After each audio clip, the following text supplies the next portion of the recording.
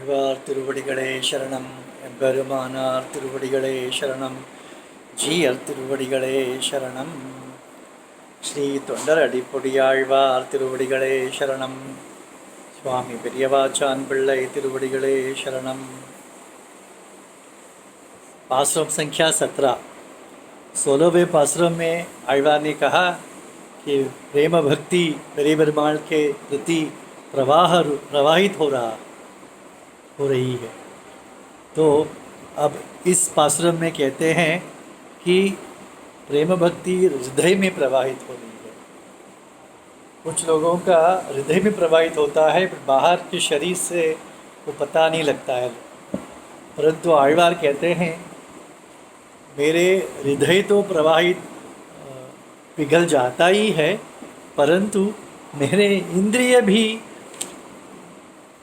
इंद्रिय तो एक इंस्ट्रूमेंट है, एक औजार है, परंतु वे भी चैतन्य बनकर भगवान के रूप का आस्वादन करने लग गए, ऐसे कहते।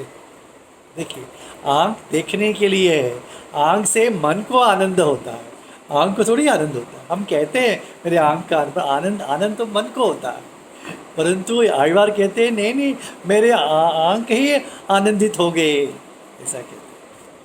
तो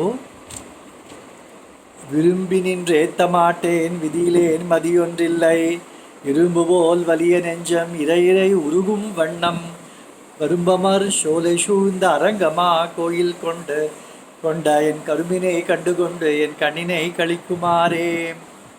कहते हैं अपने पूर्व वृत्तांत को कहते हैं, मैं पूर्व कैसा था। तो विरम्बी निंद्र एतमाटे, देखिए भगवान का वैभव, उनकी विलक्षणता का ज्ञान होते ही उनका स्तुति करना ही प्राप्त है, वही हमें करना चाहिए प्रेम से, पर वो मैंने नहीं किया, तो उसमें मुझे मैं समर्थ नहीं हूँ, मैंने किया नहीं। तो भगवान ने पूछा ठीक है भैया, तुमने बट वो आழ்वार भगवान ने कहा ऐसा, आज भगवान ने पूछा ऐसा कैसे। तो कहते हैं नहीं, मुझे सामर्थ्य है स्तुति करने में, बट आपके व्यतिरिक्त बाकी सब विषयों का मैं अच्छी तरह से स्तुति कर सकता हूँ, उसके बारे में अच्छी तरह प्रवचन भी कर सकता हूँ, मुझे शक्ति है, परंतु आपके विषय में मैंने कुछ नहीं कर पाया। तो भगवान ने पूछा ठीक है, आपने अपने वाक इंद्रिय से कुछ नहीं किया, शरीर से तो कुछ किया होगा, करते होंगे। तब कहते हैं विधिलेन, मेरे विधिलेन, विधि शब्द का अर्थ यहाँ पर शरीर है, ऐसे आचार्य लिखते हैं। विधिर विधाने, अमरकोश शब्दकोश है ना संस्कृत का, उसमें लिखा गया है विधिर का अर्थ विधाने, शरीर से जो क्रिया करते हैं उसे विधि कहा जाता है। तो कहते हैं वो शरीर से किया हुआ भी कोई कर चरणों से मैंने कुछ नहीं किया। कहते हैं ना सा जिह्वा या हरिस्तौति, विष्णु धर्म में कहा गया है सा जिह्वा या हरिम स्तौति तद चित्तम यद तद अर्पितम तावेव च करौ श्लाघ्यौ यौ तद पूजा करौ। तो कहते हैं ना, और ये विष्णु धर्म में कहा है जिह्वा वही जीवा है जो हरि की स्तुति करती है, जो मन है वही भगवान को अर्पित किया हुआ ही वही मन है, हाथ से पूजा किया हुआ हाथ ही जिस हाथ से पूजा करते हैं वही हाथ है। नहीं तो भागवत में भी कहा गया है, नहीं तो ये वृक्ष में शाखाएं होती ही ना, वैसे हमारे हाथ पे सब शाखाएं हैं, सिर्फ भगवान के लिए काम नहीं आया। तो आँख क्या है, कहते हैं मोर पंख में भी आँख है, पर क्या वो भगवान को किसी को देख पाएगा, व्यर्थ है वो। इसी प्रकार हमारे लिए भी सुंदर आँख है, सुंदरता के लिए ठीक है, परंतु उसका उपयोग कुछ नहीं। इस प्रकार भागवत में जो कहा गया है वही विष्णु धर्म में भी कहा गया है। तो ऐसे मैंने अपने हाथ पैरों से कुछ सेवा या कुछ नहीं की। तब भगवान ने पूछा अरे भैया ठीक है, शरीर से नहीं किया, इंद्रियों से नहीं किया, आपके मन को तो दिया होगा मुझे। भगवान क्या पूछते हैं देखिए। तब वो आयवार कहते हैं मदी लई। अरे भैया, आपके आपके प्रभाव का ज्ञान तो नहीं है, बट आपका अस्तित्व का भी ज्ञान मुझे नहीं है। भगवान एक ईश्वर है, इसका ज्ञान भी मुझे नहीं था। अपने पूर्व वृत्तांत को कहते हैं। तो क्योंकि कहा है ना वेद में कि असत ब्रह्मेति वेद चेत असन्नेव भवति। जो ब्रह्म नहीं है ऐसा कहता है वो स्वयं नहीं है। जो व्यक्ति कहता है कि ब्रह्म का अस्तित्व नहीं है, उस व्यक्ति का ही अस्तित्व नहीं है। ऐसे में मेरा हाल था।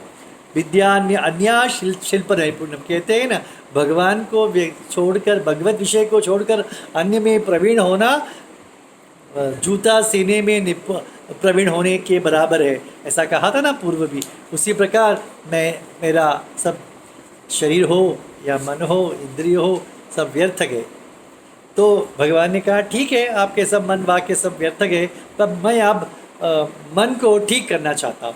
भगवान ने कहा। तो आयवार कहते इरुम्ब बोल वलिय निजम। देखिए भैया, लोहा के समान है मेरा मन। लोहा भी अग्नि में तपने से मृदु हो जाता है, परंतु मेरा मन उससे भी बहुत कठिन है। वो अपनी काठिन्यता को नहीं छोड़ेगा। तब इस प्रकार अपने पूर्वावस्था को आयवार ने कहा। उसके पश्चात अब भगवान ने उनमें जो बदलाव ले आए हैं उसे अभी कहते हैं, क्योंकि भगवान के प्रभाव से जो हुआ है अभी। इरा इरे उरुगु मन्नम, वही जो मन है ना, जो इतना कठिन था, वो अब क्या हो गया है, शिथिल हो गया है, पिघलना शुरू कर दिया है उसने। देखिए, जितनी कठिन भूमि है उसमें वर्षा होने से तो कठिनता निकलकर सॉफ्ट हो जाता है, मृदु हो जाता है। तो इसी प्रकार अन्य विषयों में मेरा हृदय कठिन था, इन द सेंस, तो अन्य विषयों में मेरा मन जो कठिन था, भगवान की कृपा रूप वर्षा से वो अभी पिघल गया है भगवान की ओर, ऐसा कहते हैं। क्योंकि हीरे को हीरे से काटा जाता है, तो भगवान रूपी हीरा, सौंदर्य रूपी हीरा ने मेरे मन को काट दिया, मेरे मन को पिघला दिया, ऐसा कहते हैं। और ये मुझे जिसने ऐसा पिघला दिया मेरे मन को, या वो कौन है, ऐसा पूछने से कहते हैं शुरुम्बमर शोले शूंद, कहते हैं भ्रमर से भरा हुआ, उपवनों से भरा हुआ श्रीरंगम, ऐसा कहते हैं, श्रीरंगम के नाथ। ओके, तो अभी भ्रमर के लिए क्या है, अभी सुगंध है, और उपवन में सुगंध है। सुगंध क्या है, उपवन में ही उत्पन्न हुआ है, इसलिए वो सुगंध बाहर नहीं जाता, उपवन में ही है। ये भ्रमर कहते हैं हम भी इस उपवन में ही उत्पन्न हुए हैं, हम भी यहाँ ही रहेंगे। क्योंकि कहते हैं, प्रश्न किया आचार्य ने, ये भ्रमर बाहर क्यों नहीं जाते हैं? तब आचार्य उत्तर देते हैं, अरे वहाँ पर मधु की धारा बहती है, तो उसे छोड़कर वो कैसे बाहर जाएंगे? मधु की धारा क्यों हमेशा बहती है? अरे वहाँ हमेशा हरा भरा है। यदि उपवन सूख जाएगा तो मधु भी नहीं होगा वहाँ पर, हमेशा हरा भरा है उपवन, तो हमेशा सदा वहाँ पर मधु है। तो इसीलिए भ्रमर भी वहाँ सदा रहकर गायन करते हैं।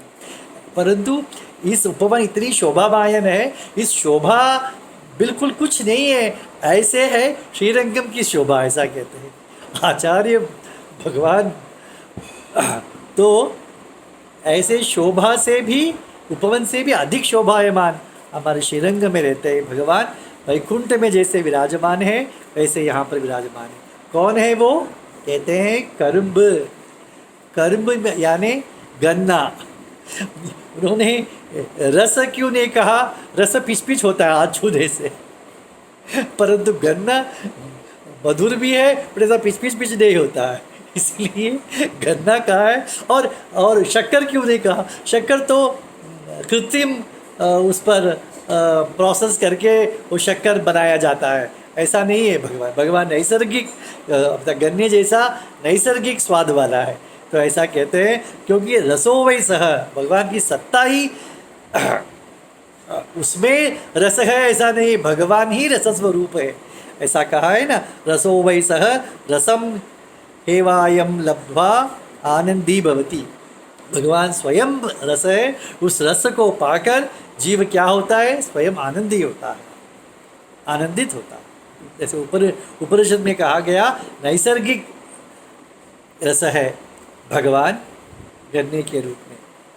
तो इन्हें देखकर कर्मने कंडकुंड, मैं उन्हें देखा, अरे जैसे आंखों से पी जाते हैं, कहते हैं ना आंखों से पी जाते हैं, तो गोपी शब्द का भी ऐसा ही अर्थ कहते हैं, गो भी इंद्रिय, इंद्रियों से पी लिया है कृष्ण को। इसी प्रकार मैंने आंखों से पी लिया भगवान को। मेरे आंख जो नरक को देने वाले इस शब्दादि विषयों में जिसको देख रहा था, उन आंखों से मैंने रंगनाथ को देख लिया।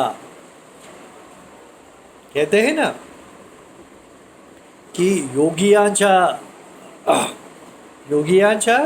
राजा मिया या डोळा देखिला, ऐसा नामदेव कहते हैं। योगी जो अपने हृदय में जिस पांडुरंग को, भगवान को, ब्रह्म को देखते हैं, उस ब्रह्म को मैंने अपने इन चर्म चक्षु से देख लिया। तो इसलिए आழ்वार भी कहते हैं कि मैंने उस रंगनाथ को मेरे इस आंखों से देखा। कैसे वो आंखें, इणय, दो आंखें, एक आंख जैसा ही दूसरा है, उसमें थोड़ा भी भिन्नता नहीं है। तो कहते हैं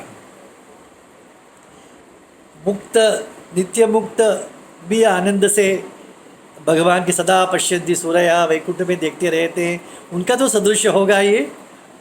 नहीं, उनका भी सदृश नहीं है। वो वैकुंठनाथ को देखते हैं, मैं तो परिबीरमाल को देख रहा हूँ।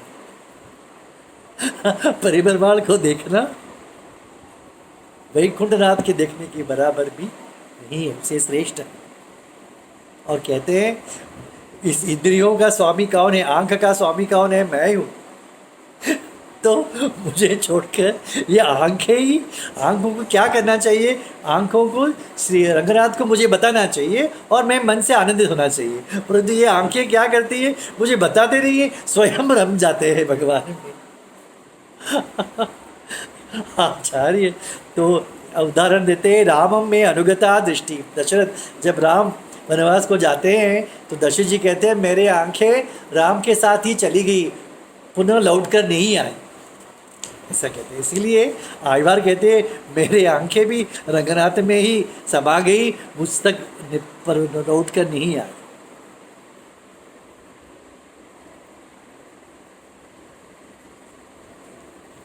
दशरथ की आंखें को शोक हुआ और आழ்वार की आंखों को आनंद हुआ। तो ये कर्ण ही सबका अनुभव करते हैं। श्रीमते रामानुजाय नमः।